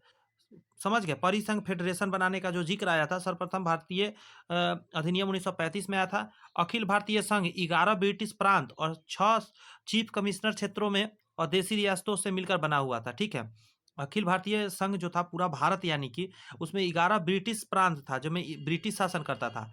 6 जो चीफ कमिश्नर था जहाँ ब्रिटेन का ही कमिश्नर शासन करता था। और देशी रियासत की बात करें तो देशी रियासत भी था बहुत सारा। कहता ब्रिटिश प्रांतों के लिए संघ में शामिल होना अनिवार्य था। ब्रिटिश प्रांत है भाई, वो तो ब्रिटिश ही शासन कर रहा है, वो तो शामिल होगा ही होगा। आगे सुनिए। परंतु देशी रियासत को उनके इच्छा पर निर्भर था। देशी रियासत चाहेगा तो शामिल होगा। 1935 के अधिनियम में कहा गया नहीं तो कोई बात नहीं। देशी रियासतों ने संघ में शामिल होना स्वीकार नहीं किया। ठीक है, अतः अधिनियम द्वारा प्रस्तावित भारतीय संघ योजना क्रियान्वयन नहीं हो सका क्योंकि वो शामिल ही नहीं हो पाया, प्रेशर कर नहीं सकता था। आगे कहता है 1919 अधिनियम में द्वि शासन की धारणा को किस व्यक्ति ने परिचित कराया? ये जो द्वि शासन धारणा था 1919 के अधिनियम में कौन करवाया था? इसका नाम था मॉन्टेग्यू। कौन था? मॉन्टेग्यू करवाया था। आगे कहता है 1919 के अधिनियम में द्वि शासन धारणा तत्कालिक भारत सचिव वहां पे रहा करता था, लॉर्ड मॉन्टेग्यू ने करवाया था। तत्कालिक वायसराय लॉर्ड चैम्सफोर्ड यहाँ थे, तो इसी को लॉर्ड मॉन्टेग्यू चैम्सफोर्ड अधिनियम के नाम से भी जानते हैं 1919 वाले को। बात समझ में आया? क्योंकि वहाँ यहाँ पे लॉर्ड चेम्सफोर्ड थे और वहाँ जो भारत सचिव बैठा हुआ था संसद में उसका नाम था लॉर्ड मॉन्टेग्यू। कहता है के कारण 1919 के अधिनियम को मॉन्टेग्यू, देखिए यहाँ पे लिखा है ना, मॉन्टेग्यू चेम्सफोर्ड सुधार भी कहा जाता है। इस अधिनियम के द्वारा राज्यों में द्वैध शासन, राज्य में क्या द्वैध शासन को स्थापित किया गया। राज्यों में द्वैध शासन की व्यवस्था अप्रैल 1921 से अप्रैल 1937 तक लागू रही, क्योंकि 1935 वाला आएगा बाद में लागू होगा, उसको टाइम लगेगा। द्वैध शासन किस गवर्नमेंट ऑफ इंडिया एक्ट द्वारा आया था? गवर्नमेंट इंडिया एक्ट 1919 द्वारा आया था। नेक्स्ट है 1921 नरेंद्र मंडल या चेंबर ऑफ प्रिंसेज किसके द्वारा आरंभ किया गया? फिर से सुनिए, 1921 में जो आया था नरेंद्र मंडल या चेंबर ऑफ प्रिंसेज किसके द्वारा आरंभ किया गया? तो आंसर हो जाएगा आपका ड्यूक ऑफ कैनॉट। आंसर क्या देंगे? ड्यूक ऑफ कैनॉट के द्वारा। इसके डिटेल को समझने का कोशिश किया जाए। कर रहा है 1921 में नरेंद्र मंडल या chamber of princes duke of Connaught के द्वारा प्रारंभ किया गया था। आगे कहता है मॉन्टेगू चेम्सफोर्ड सुधार में इसका निश्चित सुझाव यानी नरेंद्र मंडल चेंबर ऑफ प्रिंसेस के रूप में किया गया और फरवरी 1921 में इसका विधिवत उद्घाटन किया गया। इस नरेंद्र मंडल में प्रतिनिधित्व के लिए रियासतों के 3 श्रेणी में बांटा गया था। रियासत सबको 3 श्रेणी में बांट दिया गया था। आगे कह रहा है भारत की संविधान सभा किसके अनुसार गठित हुई थी? भारत का संविधान सभा किसके अनुसार गठित हुई? तो आंसर हो जाएगा मंत्रिमंडल शिष्टमंडल योजना, कैबिनेट मिशन योजना जिसको बोलते हैं, मंत्रिमंडल शिष्टमंडल योजना के द्वारा, यानी कैबिनेट मिशन योजना। अगर ये इंग्लिश में नहीं देगा तो एग्जाम में फंस जाइएगा, इसलिए ध्यान रखिएगा दोनों।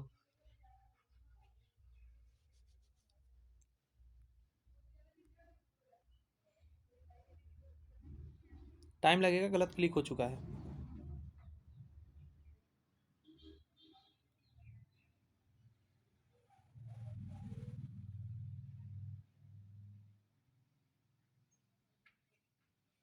यही था क्वेश्चन।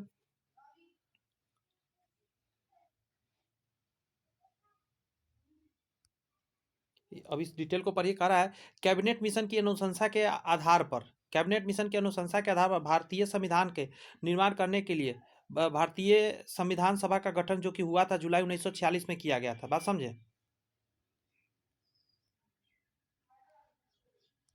नेक्स्ट है रॉलेट एक्ट 1919 के किसके काल में लागू किया गया? रॉलेट एक्ट 1919 तो अब एक छोटा बच्चा भी बता सकता है, रॉलेट चेम्सफोर्ड था।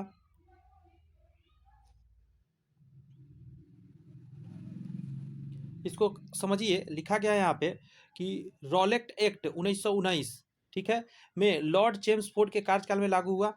आगे कहता है भारत में क्रांतिकारियों के प्रभाव को समाप्त करने एवं राष्ट्रीय भावना को कुचलने के लिए ब्रिटिश सरकार न्यायाधीश सर सिडनी रॉलेट की अध्यक्षता में गठित कमेटी के सुझाव को मार्च 1919 में लागू किया गया। इस विधेयक के अनुसार मजिस्ट्रेट के पास ये अधिकार हो गया था, जो भी मजिस्ट्रेट था, जो किसी को संदेह होने पर व्यक्ति को गिरफ्तार करके उस पर मुकदमा चला सकता था, उसको बता भी नहीं सकता कि आपका क्या गलती है, तथा उसे अनिश्चित काल के लिए तक के लिए जेल में रख सकता था। इस एक्ट को बिना अपील, बिना वकील और बिना दलील का कानून कहा गया। इसे काला अधिनियम यानी और आतंकवाद अपराध अधिनियम के नाम से भी जाना जाता है, ब्लैक एक्ट के नाम से भी इसको जाना जाता है, काला कानून भी कहा था बहुत सारे लोगों ने इसको। ये जो क्वेश्चन है यहाँ कह रहा है निम्नलिखित में से किस अधिनियम के द्वारा बिना मुकदमा दोष सिद्धि के ही विधि के न्यायालय में किसी व्यक्ति को कैद करके प्राधिकार ब्रिटिश सरकार को दिया जा सकता था? तो आंसर हो जाएगा 1919 का रॉलेट एक्ट के द्वारा। नेक्स्ट क्वेश्चन है कि गवर्नमेंट ऑफ इंडिया एक्ट 1935 किस पर आधारित था? साइमन कमीशन या लॉर्ड कर्जन कमीशन? और दिखा रहा हूं ऑप्शन। नेक्स्ट है आपका डिमिट्रोव थीमिस या लॉर्ड क्लाइव का रिपोर्ट। तो आराम से बता सकते हैं गवर्नमेंट ऑफ इंडिया एक्ट जो 1935 था वो प्रश्नगत विकल्पों में से साइमन कमीशन की रिपोर्ट पर आधारित था। शुरू वाला जो है साइमन कमीशन ए नंबर के आधार पर था, साइमन कमीशन। आगे कहता है भारत के लिए संविधान बनाने वाले संविधान सभा किस वर्ष स्थापित हुआ था? बहुत अच्छा क्वेश्चन है। 1946 में ही संविधान सभा बना था। कहा जाता है कैबिनेट मिशन योजना किसके द्वारा बना था, ये भी जान लीजिए। कैबिनेट मिशन योजना के तहत संविधान सभा के गठन के लिए भारत में जुलाई 1946 में चुनाव हुए थे। 9 दिसंबर 1946 को संविधान सभा की पहली बैठक दिल्ली में हुआ था। ये भी याद रखना है, पहला बैठक दिल्ली में हुआ था। आर्थिक व्यवस्था की अब बात करते हैं। कहा जा रहा है आगे कि 1940 से 46 के दौरान कांग्रेस के अध्यक्ष कौन थे? 40 से 46 की बात कर रहा है, तो आंसर हो जाएगा मौलाना आज़ाद थे, मौलाना आज़ाद से। अब इसको डिटेल में यहाँ से समझिए। कह रहा है कि 1940 से 46 के दौरान कांग्रेस के अध्यक्ष मौलाना अबुल कलाम आज़ाद थे। मौलाना अबुल कलाम आज़ाद थे। स्वतंत्रता के पूर्व जवाहरलाल नेहरू कांग्रेस के 1929 लाहौर में थे, 1946 लखनऊ में, 1937 फैजपुर के अधिवेशन में अध्यक्ष निर्वाचित हुए थे। बात समझ में आया? स्वतंत्रता से पहले जब पूर्व जो है जवाहरलाल नेहरू तीन बार 1929 में लाहौर में, और आपको पता होना चाहिए कि इसी में झंडा फहराया गया था और पूर्ण स्वतंत्रता की मांग रखी गई थी। अगला है लखनऊ में 1936 में, 1937 में फैजपुर के अधिवेशन में अध्यक्ष भी निर्वाचित हुए थे। 1931 के कराची अधिवेशन की अध्यक्षता सरदार वल्लभ भाई पटेल किए थे। ये इंपॉर्टेंट है, इसीलिए यहाँ दिया गया है कि 1931 का कराची अधिवेशन जो था सरदार वल्लभ भाई पटेल ने किया था। 1934 में बम्बई में अधिवेशन की अध्यक्षता राजेंद्र प्रसाद ने किया था। ये भी वेरी वेरी इंपॉर्टेंट है, 34 वाला बम्बई में हुआ था और इसका राजेंद्र प्रसाद किए थे। अगला सुनिए, 1940 के रामगढ़ अधिवेशन, 1940 के रामगढ़ अधिवेशन जिसमें मौलाना अबुल कलाम आज़ाद के अध्यक्षता चुना गया था के बाद कांग्रेस का अगला अधिवेशन 1946 में मेरठ में हुआ, जिसमें आचार्य जेबी कृपलानी को अध्यक्ष निर्वाचित किया गया था। ध्यान रखिएगा, 1946 वाला जो था मेरठ में हुआ था, इसमें जेबी कृपलानी अध्यक्ष बनाए गए थे। 1940 में तो पता ही चल गया, रामगढ़ अधिवेशन में अबुल कलाम आज़ाद। नेक्स्ट है पंजाब में कृषि आंदोलन आयोजित करने के लिए लाला लाजपत राय किस वर्ष निर्वासित करके मांडले भेज दिया गया था? Very very important. Lala Lajpat Rai को मांडले भेजा गया था निर्वासित करके पंजाब में कृषि आंदोलन के लिए, तो 1907 में ऐसा उनके साथ किया गया था। अब इस चीज को यहाँ समझ लीजिए। कह रहा है कि पंजाब में कृषि आंदोलन आयोजित करने के लिए लाला लाजपत राय को 1907 में निर्वासित कर मांडले भेजा गया था।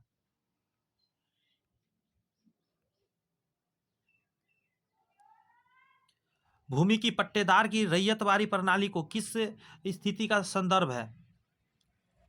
रैयतवारी के बारे में कह रहा है। पहला कहता है कि रैयत वह भू स्वामी है जो अपने कब्जे की भूमि का निर्धारित लगान स्वयं ही सरकार को अदा करता है। यही लाइन उस समय चलता था। भूमि की पट्टेदारी की रैयतवारी प्रणाली को किस स्थिति का संदर्भ है? तो रैयत वह स्वामी है जो अपने कब्जे पर भूमि का निर्धारण लगान स्वयं ही सरकार को अदा कर देता है।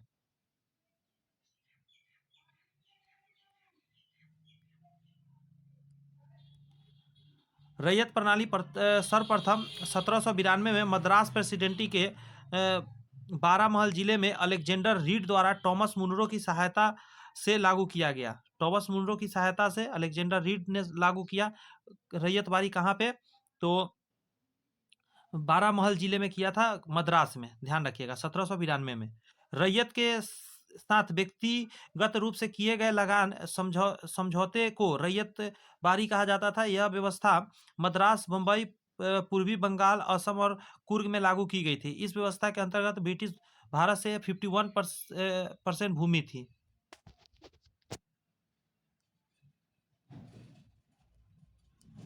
वो क्या लिखा था पता है? मान के चलिए ना कि ये पूरा इतना जमीन है अंग्रेज के पास, उस अंग्रेज में से 51% पर, मतलब मान के चलिए ज़्यादा है, थोड़ा ज़्यादा ही, 51% पर क्या चल रहा था? यही वाला रैयतवारी व्यवस्था से पैसा वसूल रहा था अंग्रेज, वो दिया गया है वहाँ पे। निम्नोक्त स्थानों में से किस में रैयतवारी बंदोबस्त लागू किया गया था? तो आंसर हो जाएगा मद्रास एवं मुंबई में था। नेक्स्ट है, भारत में ब्रिटिश भू राजस्व प्रणाली का निम्नलिखित में से किसके अधिक लाभ प्राप्त हुआ था? तो आंसर हो जाएगा जमींदारों को अधिक प्राप्त हुआ था। भू राजस्व प्रणाली से ना जो जमींदार थे वो खूब किसानों से पैसा उछलते थे, हम दबा के। अंग्रेज जितना कहता था उससे ज्यादा, ताकि उसको बचे। अब इसको समझिए, भारत में ब्रिटिश भू राजस्व प्रणाली अस्थायी बंदोबस्त में भू राजस्व सदैव के लिए निर्धारित कर दिया गया, जो जमींदारों को प्रतिवर्ष जमा करना पड़ता था। इस व्यवस्था में लगान का 10/11 भाग सरकार का और 1/11 भाग जमींदार का निश्चित किया गया। मान के चलिए ना, आप 11 रुपया अगर लाते हैं किससे? जनता से, किसान से, तो इसमें से 10 रुपया जाके आप अंग्रेज को दे दीजिए और 1 रुपया आप रख लीजिए। अगर मान के चलिए अगर यहाँ से 15 उठा कर ले आएगा तो अंग्रेज को तो 10 चाहिए, यानी कि बीच में इसको 4 रुपया हो जाएगा ना। अब इस चक्कर में जितने भी थे जमींदार वो तो गर्दा उड़ा दिए। जमींदारों को इससे सर्वाधिक लाभ हुआ, वह क्योंकि भूमि का उसका वास्तविक अधिकार स्वीकार कर लिया गया एवं भू स्वामित्व परंपरा हो गई। आगे कहा जा रहा है दादा भाई नौरोजी के अनुसार स्वराज का अर्थ क्या था, तो आंसर हो जाएगा आपका स्वशासन। स्वराज का मतलब क्या है? स्वशासन, हम लोग शासन करेंगे। कहा जा रहा है 1906 के कलकत्ता अधिवेशन में दादा भाई नौरोजी ने घोषणा की। कब? 1906 के कोलकाता अधिवेशन में दादा भाई नौरोजी ने घोषणा की कि भारतीय राष्ट्रीय कांग्रेस का लक्ष्य स्वराज प्राप्त करना है। दादा भाई नौरोजी के अनुसार स्वराज का अर्थ स्वशासन था। यहां से राष्ट्रीय आंदोलन की बात होगा। तो राष्ट्रीय आंदोलन से नेक्स्ट वीडियो में हम लोग करेंगे बात, नेक्स्ट क्लास में। इस क्लास में हम इतना ही पे स्थगित करते हैं। आपसे बस एक रिक्वेस्ट है कि बहुत ज़्यादा क्वेश्चंस मैं करा रहा हूँ, 1 घंटा के अंदर बहुत अच्छा खासा क्वेश्चन मैं करा दे रहा हूँ। तो आपसे बस इतना रिक्वेस्ट है, चैनल सब्सक्राइब करके बेल आइकन प्रेस करिए कि ताकि आगे वाला वीडियो भी आप तक आसानी से पहुँच सके। कुछ दोस्त में शेयर कर देंगे तो बहुत अच्छा हो जाएगा। All the best, bye bye, thank you.